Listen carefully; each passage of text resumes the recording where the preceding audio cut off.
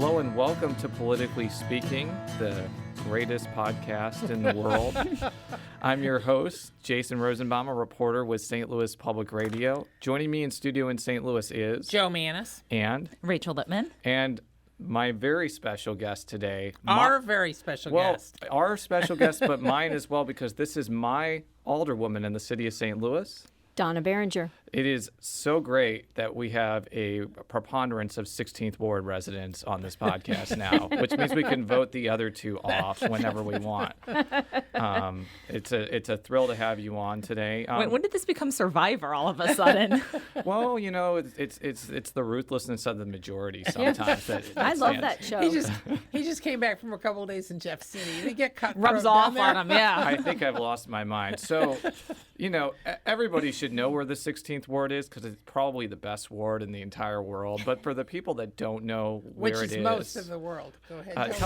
Tell me what area of the city that you represent.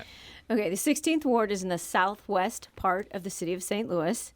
It starts at Mackland, so I have the west side of Mackland, and then we go down Chippewa, and that is the northern border. And then when you get to Lansdowne, I shoot to Lansdowne towards the Metrolink station. And then the southernmost border is Loughborough, and it wraps around towards Wilmore Park, but I don't have Wilmore Park in there. I jump over River de Pere, and I have areas that have Afton, Shrewsbury, and Webster Grove zip codes. So I'm actually over on the other side of River de Pere where people don't realize that's still the city. It is, and that is a misconception that some people have that St. Louis is bordered by the River de Pere. If you actually go over it, there's still a little bit of St. Louis in it. And in fact, that's the part of St. Louis where Steve Stanger, a very famous 16th Ward native, grew up. So yes, and his father still lives in that house and is my constituent. And now, periodically over the decades, the 16th Ward has been represented by a Republican. Correct? Well, until Jim Shrewsbury, correct. Right. I mean, I'm going way before that.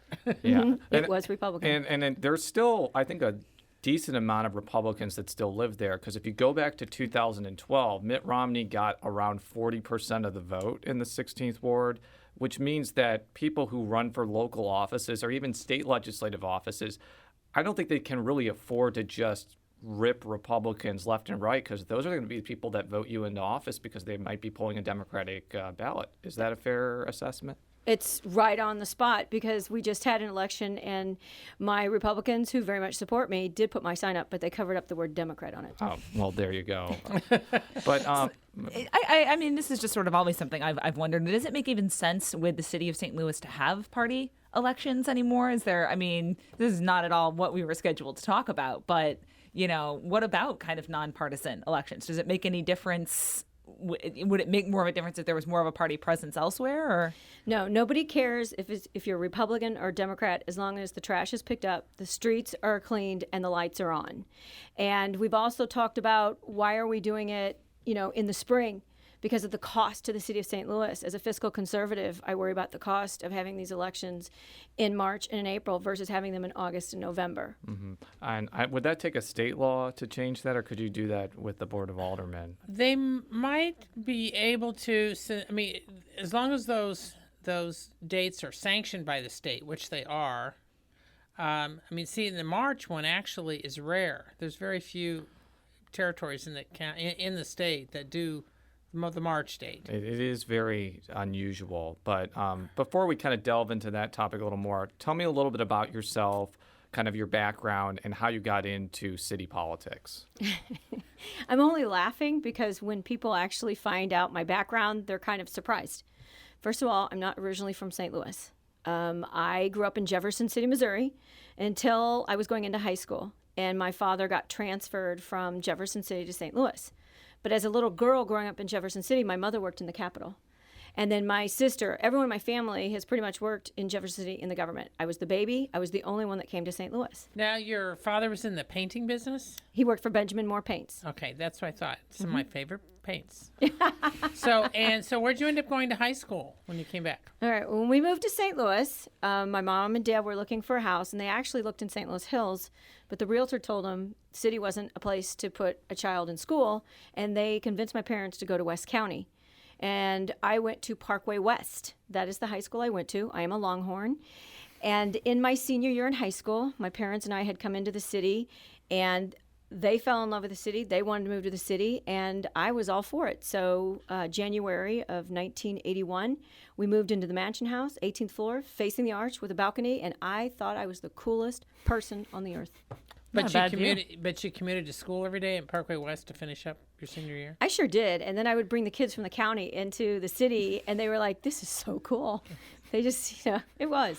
I really loved it. Well, did you say the Mansion House, like Yes. on 4th Street? Yes. Yeah. The Mansion House used to be quite the address back in the day. I used to work across the street from that, and I know that it was featured in the movie Up in the Air, Yeah. if you remember that. So that is a neat fact that I probably think people that was didn't know. that was where all of the hotel scenes or his apartment scenes were filmed, right? Correct. George Clooney's Correct. apartment scenes. Yes. Yeah. So let's fast forward a little bit. I know that you had a number of different private sector jobs before the early 2000s. Now, set the scene a little bit. Jim Shrewsbury had been the alderman for many, many years.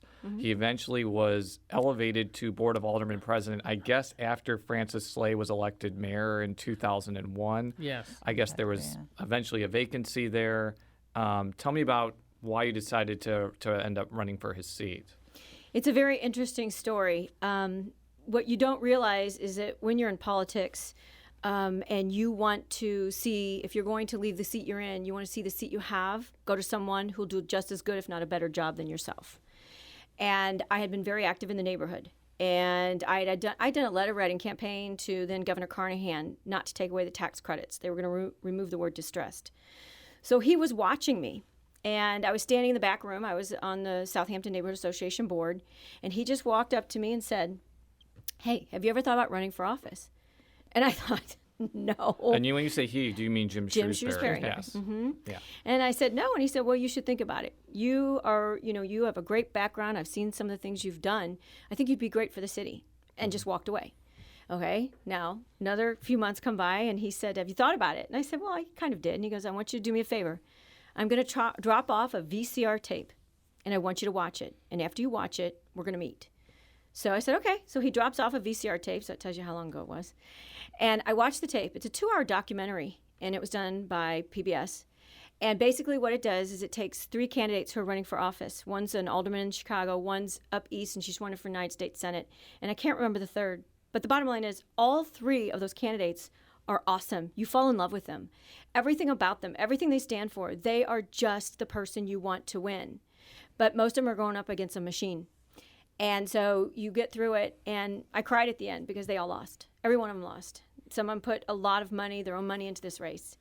And so I met with Jim, and he said, what'd you think? And I said, it was awful. Because from talking with you before, your first race, you were running against 2 more established candidates, including a former state representative. For 12 years. That is correct. And on paper, you may have not been seen as the favorite in the race because you were not established in politics, but how did you end up eventually pulling ahead and winning that first tough contest? Well, I had run a nonprofit corporation, an improvement corporation, and I had made some significant changes on the South Kings Highway area. So I had a proven track record of being able to make a difference and move people. And then I also have a master's degree in corporate communications. And I knew that when you talk face-to-face to people, when you look them in the eye and they tell you this is what they want and you speak to them, that makes a difference. I started door knocking the day after Thanksgiving and didn't stop until the day before the second race. I had a primary and a general. So the Republicans wanted to take the seat back. So they worked very hard on this. Yeah, because this is, I've said this before on the show, but the 16th ward, as Joe alluded to, is one of maybe 2 or 3 wards where a Republican could conceivably win. The other is the 12th ward, which had a Republican for many years. 12th or 13th? 12th. 12th, okay. And I guess conceivably a 23rd is a possibility, outside possibility. But the 16th and the 12th are one where a lot of Republicans win. So you had kind of double campaigns where most aldermen didn't during that time. But you ended up winning. You've won several more times, including a contested primary in 2011 against former circuit clerk Mariano Favazza and another candidate, which you won very handily. And this last election cycle was a barn burner. You had literally no opponent at all. So, but you know. But I still worked it. Yeah.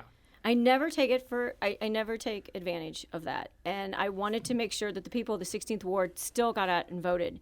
That's very important because the 16th Ward makes up 20 to 22% of all votes cast in an election. Yes, citywide. And especially Citywide. especially like a mayoral race, like in 2013, for example, wards like the 16th and the 23rd and the 12th are pretty critical for someone like Mayor Slay to win. If they didn't turn out, he might have not have won against Lewis Reed, and they turned out big, and they turned out big for him. Well, and the 16th has sometimes been key makers going back to previous mayoral contests where it's been the 16th that's made the difference in close races. Yeah, and that was very important, and that's why some people don't realize I was one of the big advocates. I put my own time and own money into cutting the Board of Aldermen in half. We met every week, and I worked every poll in that election, and we pulled out a huge number. And that's why I tell people, I said, anytime you want a ballot initiative to go in the city of St. Louis, you need to find out where the 16th Ward stands, because that is important. We will turn out the numbers. So now let's go a little forward thinking, because after the April elections, there's going to be, mainly most incumbents won, but there's going to be several new faces to the Board of Aldermen. What are you kind of envisioning the tenor and the mood is going to be when you come back in April with some new members and some people who are returning like yourself? Well, I keep hearing the word progressive. And I am a progressive person. And so I'm hoping that the new people coming on board who are calling themselves progressives will be progressives. Because the city of St. Louis does need to look at its government structure. We need to start thinking about, in order to move forward, what do we need to do? How does that look?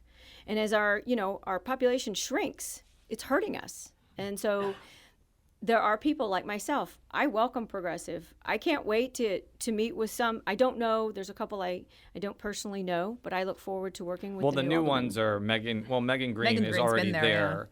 Cara Spencer, assuming she wins her general election, will She be even there. have an opponent in the Yeah, general? she She's does. got a green, she has an right? independent Yes. candidate. Oh, independent, okay. And we learned from the Scott Ogilvie situation that you don't want to put the cart before the horse there. Correct. And Jack Kotar, who will almost certainly be the new 7th Ward alderman. Because there's no Republican. Yeah, and I think what you meant is like people like Megan Green and Cara Spencer kind of branded themselves as progressive alternatives to, I don't want to say conservative Democratic candidates, but ones that, for example, had the support of the Police Officers Association, or tend to be a little bit more aligned with Mayor Slay than with Board of Aldermen President Lewis Reed. I guess traditional is sort of the opposite word, not necessarily conservative as it's thought of, but just sort of the... You can name whatever label you like, but that's basically Well, what it it seems was. like at least that the Board of Aldermen has, as a group, gotten a little younger and yuppier, to use the old phrase that's before some people's time.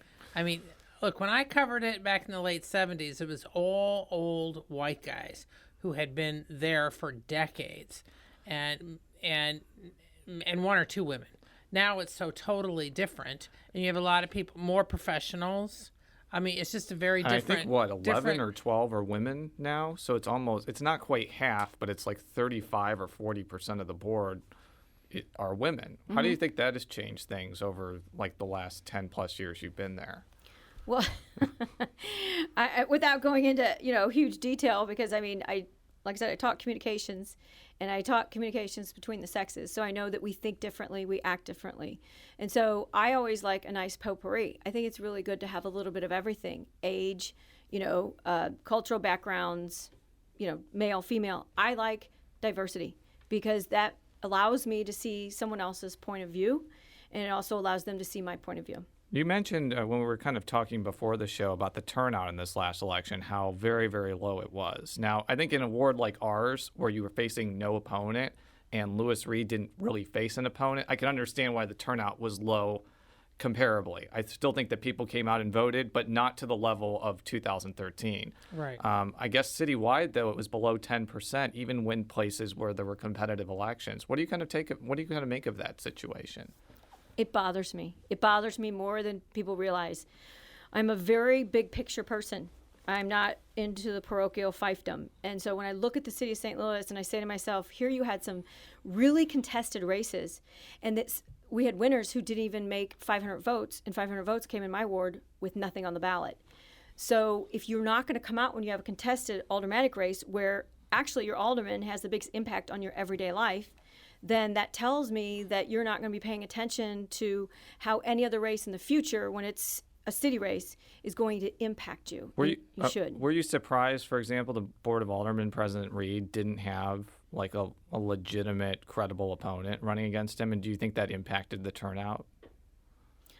Yes. I mean, I was not surprised he did not have, and I do know it did impact the turnout. Yeah, because if it was if for example, let's say Shane Cohn had run against him, or Jennifer Florida had not been recorder of deeds and decided to run against him for Board of Aldermen president, I think the turnout would have been higher because it would have been there have been more people and more organization trying to get out the vote for those two people. But again, with all due respect to Jimmy Matthews, he didn't raise any money. He was basically campaigning by himself, and he basically gave the Board of Aldermen president a pass because nobody else ran against him. Correct. Do you think any of the current news stuff for the last 6 months, Ferguson, some of the protests around Shaw, not that it would have had a direct link, but I just wondered if it kind of affected the mood of the electorate at all and might have affected things. I think it did, maybe one or two individual wards, but I'm curious as to kind of your thoughts as far as whether or not the latest events, the Rams, all this other stuff, had some effect on the mood of the electorate at all. Oh, I absolutely do think it did. Our city is still, I still see us wounded. We're still walking around wounded. We have not healed. And so I don't think anybody was up for any type of a political election or race that would bring any more negative tone to our city. Actually, that inadvertently segues into a clip that I want to play from Board of Aldermen President Lewis Reed, who kind of talked about the divisions of the city in general. And I kind of wanted to play that and get your response to it. The division that exists within St. Louis is something that we now have an opportunity to address. And and I'm talking about the racial division in our city. Because now we are forced in a position where we have to have those difficult discussions. And before, those discussions just weren't happening. So I know, Lewis Reed defeated Jim Shrewsbury. I don't think that you're a particular ally of Lewis Reed. But given what Joe just said and what he just said, is our city kind of at this crossroads where we can talk about issues of race and racial divisions more openly? And what do you kind of think of all of that? No. Rachel's down at the Board of Aldermen. She has seen the toxicness that's gone on down there. And you just sit there and listen. But I've seen things that I never thought I'd see in my lifetime, ever. Can you be specific, like with an example or two? No, I don't want to call people out. Well, I don't mean like specific people, but if there are specific types of behavior or things that you think that have created this toxic situation. I think when you stand up and you posture on the floor of the Board of Aldermen and you paint that broad stroke brush about how, everyone on this side's getting something and everyone on this side isn't, and that's so invalid and so incorrect. And I don't think we're having any discussions. All we have right now is a monologue. There is no dialogue going on. And I would love to be a part of the dialogue, but like I said, I don't see dialogue happening, just a monologue. Well, let's kind of go to an actual issue where I think that there is kind of two very distinct sides, and that's the police board. Civilian Oversight Rachel, Board. I always ask you to kind of explain the background because I don't pay attention to it day to day, and I have a 1-year-old baby that I take care of most of the time rather than focus on the board's I can't understand intricacies. why Brandon would be a higher priority than the intricacies of the Civilian Oversight Board. This is just me punting for being spacey, but tell us a little bit about that. So as it stands right now, Civilian Oversight Board would be a 7-member board drawn from all over the city. I think each ward would be each of the wards is divided. There's 4 wards to sort of each police civilian oversight district. Members would be appointed by the mayor, confirmed by the Board of Aldermen, and they would essentially be overseeing internal investigations, and as it's written right now, could, under certain circumstances, launch their own investigations if they don't think internal affairs did it correctly. There's language in there that the police want to see removed that would allow them to sit in on interviews between internal affairs investigators and an officer under investigation. And there's other provisions that basically say they have to investigate all complaints that come to them, and the board can take a complaint to internal affairs. It's another level of review, oversight, however the term you want to use. It was first tried in 2006. Mayor vetoed it because he didn't believe the city had the authority to do so at the time under the charter. So I think you come at it from a little bit of a different perspective than some of our other guests, because I'm pretty sure a lot of police officers live in our ward or live in the 12th ward. And I think that the Police Officers Association, is that in the 16th ward, the headquarters, or is that in Ogilvy's ward? It's on Hampton. It's Vaquero. Vaquero. I drive by it every single day. But, we've had people on the show before who are very gung-ho about the police board, people who weren't endorsed by the Police Officers Association. What's kind of your take on this entire situation coming from the perspective that you have? Yeah. Well, first of all, anyone who knows me knows the first thing I look at is what's it going to cost. We're a city that does not have any money. So when I looked at some other civilian review boards in other parts of the United States, they're in the budget. They have money. And so, and when I'm saying not money to pay people to be on it, but rather to make it function correctly. And so I have people who live in my ward who put in their resume to me saying, I want to be on the civilian review board. And they said, but here's my concerns. And they outlined, from a lawyer standpoint, one of the questions was, I'm not covered.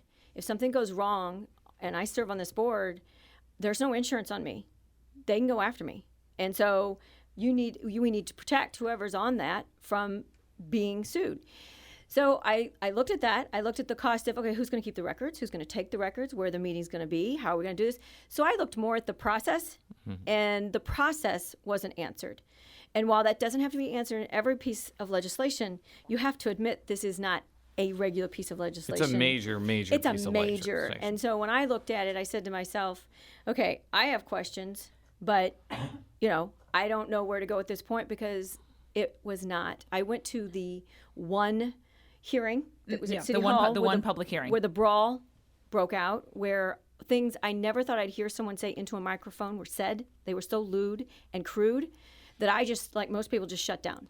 It's like, if we can't even have a discussion about this, then why are we even looking at it? Because you shouldn't be allowed to say certain things when you're on the floor testifying. It's interesting because I kind of mentioned before, we've had other people on this show and talked about it. One of them was Christine Ingrassia, who I would classify as kind of a more progressive V type of alderwoman. But when she was on our show, she had concerns about the fact that the Police Officers Association was not in the loop, at least at the point in time when she was on the show. Well, let's hear a clip from her.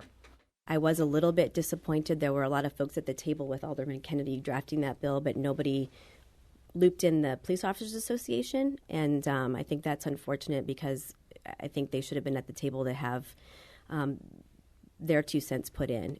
Now, do you agree with her on that? If that is the case, if they were never brought to the table. So I have not spoken to Alderman Kennedy to have that confirmed. So I'm not saying she is or isn't sent. That's true. And I just got to note for our listeners and for you, that was a few weeks ago. It's possible that they have been brought to the table, but I'm pointing that out because in the initial process, that's what she said. So basically, it's a historical document of how the legislative process has gone so far. The wrinkle in all of this, too, is that if you do even start bringing people in, unless the way that the Board of Aldermen schedule is now, unless Terry Kennedy, Joe Rohde, and Lewis Reed, two of the three of them, decide to call the board back into session, there's no way to make changes right now. They need another session day to make any kind of changes to this bill, or it has to go out if they're going to pass it as it's written. So I kind of wanted to get your take, if we've got a little bit of time, if you think that as it's written it'll go out. Do you think the board will come back? Like, what do you think is going to happen to this? Will it pass this session, or is this going to happen with the next board? Well, I wish I could answer that straight up for you, Rachel, but I really can't. And the reason is that I have not spoken to most of the people on the Board of Aldermen. When we left, it was before an election, so no one has really gotten together. I can say that I have concerns about the way it is now, but here's the thing. It's like you're either on one side or the other. And it makes it difficult for people like myself who try to be in the middle, who try to understand, because that's the way I've always been. I'm empathetic. I learn both sides. I try to consume why you think the way you think and why you're going to vote the way you vote, or you need me to vote. And I see what's in the best interest of the city of St. Louis. So I say to myself, a good, responsible civilian review board legislation is not a bad idea. Is this one it? I can't answer that. That's exactly my answer. That would be yes. And it still sits in that piece of legislation that a police officer cannot be discourteous to anyone. And if that's the case, then we need to add discourteous to the floor of the Board of Aldermen too, and we need to add it to every hearing we have. You can't be here if you're going to be discourtease. Is there a definition of what discourteous is? No. No. Well, that may actually be a legitimate legal problem. So, because people just define words all the time a lot differently. So, but in summation, I mean, as Rachel mentioned, we don't know whether it's going to just be voted on in this form or whether they're going to go back and make changes. And that, I assume, is going to affect of how you vote on that bill. Correct. Is that fair to say? That is fair. I just wanted to make sure of that 100%. Let's kind of transition to the Rams. We all love pro football in the 16th Ward and in the 8th Ward and in Webster Groves. Joe is from Webster Groves, by the way. And it's kind of a issue that's going on right now citywide about whether the Rams are going to stay in the city of St. Louis. And I think it concerns the Board of Aldermen because there's this mini debate going on about whether the city, the county, or the state should have some sort of another vote to actually publicly fund the stadium. I'm sure you're familiar with the issue. What's kind of your lay of the land on that particular aspect of this? Well, when I was the chair of Convention and Tourism, I had met with Kitty Ratcliffe, and she explained in pretty much detail everything that had to do with the current stadium, with everything that worked with the Rams and how all those were set up. And the one thing I told my constituents then is if they're going to use your tax dollars to build a new stadium, that you have the right to vote on it because it's your tax dollars. So the city of St. Louis residents heard it from me, and that's the way it was told to me. If you're going to use taxpayers' money, then you have to vote to use your money. Yeah, because there have been some who have said you don't need another vote because it's a bond extension. But even if it's sort of a situation like even if you don't need one, I think that there's still kind of talks about whether they're going to have one anyways, just so they could have that public support behind it and kind of starve off any legal issues. Is that kind of your impressions as well? I think so. I just want to make sure people know. I think the St. Louis Jaguars would be a great team, and I think a stadium would be awesome, and I think it would be great to be able to have some, soccer, SEC games, and I would like to see development. I love development. Development means more tax dollars, more money that's coming to the city of St. Louis, but I don't know. Nothing's been presented to the Board of Aldermen, and I only know from historically when I served as the chair what I was told and how that works. Because continue, Jeff. Now, does the fact that there's been sort of this upheaval over this proposed stadium in California and all this and that, and how that's sort of now abated, does that strengthen St. Louis's hand, do you think, in dealing with these teams who, not just the Rams, but, there was this whole thing 20 years ago of public payment, public support, which led to the bond issue, which led to the construction of the stadium. And now the public sentiment in most places is, you want it, you build it. Right. So I'm just interested in whether or not this soap opera that's been going on in California has affected the deliberations in the City Hall at all over this. Well, we've been on break, so I'm going to say that I've not had any serious conversations with anyone at City Hall regarding this. But I do know when I'm out in the 16th Ward, when I'm with my residents, they are truly offended by the fact that the Rams were in California. I mean, in California, they were all dressed as Rams. They're like, come on, we'll take you. We'll build you anything you want. You can have anything you want. And they were like, they want them that bad, take them. But we still want a football team. It's not that we don't want a football team. It's just that maybe it's not the Rams. But yes. As it was alluded to before, I was in Jefferson City the last couple of days, and I know you're a city policymaker, but I talked with somebody from the Kansas City side of the fence who's been really questioning whether the governor can just extend bonds by fiat. It's Ryan Silvey, a Republican from Clay County. he provided an interesting perspective because Jackson County has done stadium overhauls with local money. Let's hear what he has to say. And I don't think that that should be done unilaterally. I think that the people or their representatives should have a say in that process. Now, keep in mind, I'm not saying that we shouldn't do a stadium proposal or that the state shouldn't have some participation in it. What I'm saying is, insofar as the state does participate in one, it should be a collective decision, not the decision of one person. So I guess that, as you just said, that philosophy of either in the state having the legislature vote to extend the bonds or in the city and the county having the people vote to extend the bonds, that would be a philosophy that you have some favorability with. Is that a fair assessment? That is a very fair assessment. Yeah. Kind of going to your sort of fiscal conservative angle too, as well, though. I mean, is there a place for public funding in some of these stadiums? If football's such a big deal in St. Louis, why haven't we seen sort of the white knight riding in on the horse to say, here is the money to rehab the dome? We've kind of known this is it's been percolating since the whole top 25% thing came out in the lease. Mm-hmm. You're probably talking to the wrong person.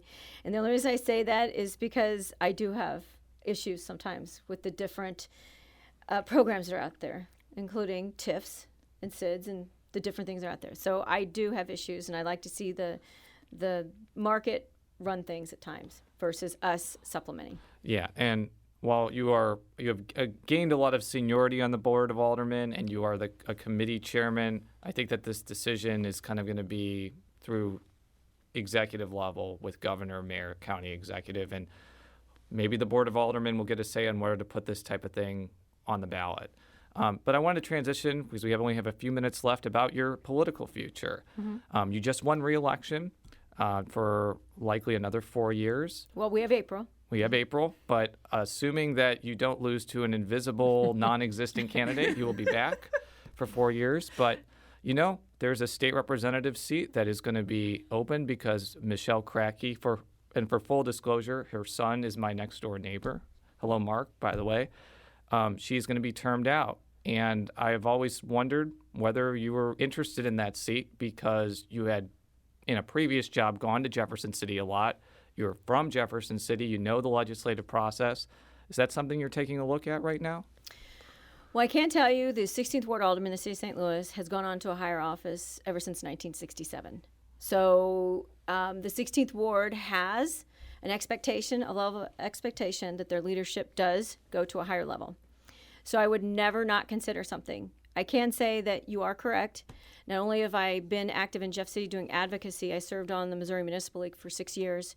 So I have put together a pretty good coalition across the state of Missouri when it comes to other municipalities and understanding how they work. And Joe Adams, who served on the Missouri Municipal League, is now the state rep out of University City. Mm-hmm. So I think having people who have municipal experience and seeing how the decisions made in Jeff City impact the decisions back home can be helpful. So that's not a yes or a no, that's a maybe. Let's talk after the April election. Yeah, because, if you decided to run, you probably would be formidable because the 16th Ward is completely within that district and you have the population base that would be pretty formidable. If you decide not to, it could be a free-for-all because it's an open seat possibly for eight years. I will ask you after the April election for sure. Anything else, Alderwoman? Just that my father always had a saying, you can ask me anything you want to ask me as long as you can accept the answer you do not want to hear. I accept that answer. So thank you very much. And before we close our show out, I do want to make one correction from the last show. Apparently, when we were interviewing Todd Richardson, I mispronounced the city of Avoz, which is a town in Callaway County. A Twitter user named John Flavin and State Representative Travis Fitzwater both told me that I had pronounced it Oxvass, which is incorrect. I would like to take this opportunity to apologize to the great people of that city. I used to live in Mid-Missouri. I know you are a former Mid-Missourian. The region has a great history of fabulous town names, and I am ashamed that I did not pronounce that name right. So with that out of the way, You can read all of our stories at stlpublicradio.org. You can follow me on Twitter at @JRosenbaum. You can follow Joe at Twitter at J Mannies, that's JMANNIES. You can follow Rachel on Twitter at R. Lippmann, 2 P's, 2 N's. And we can follow you on Twitter at UDMCB. Thank you very much. Thank you for listening as always. And until next time, so long.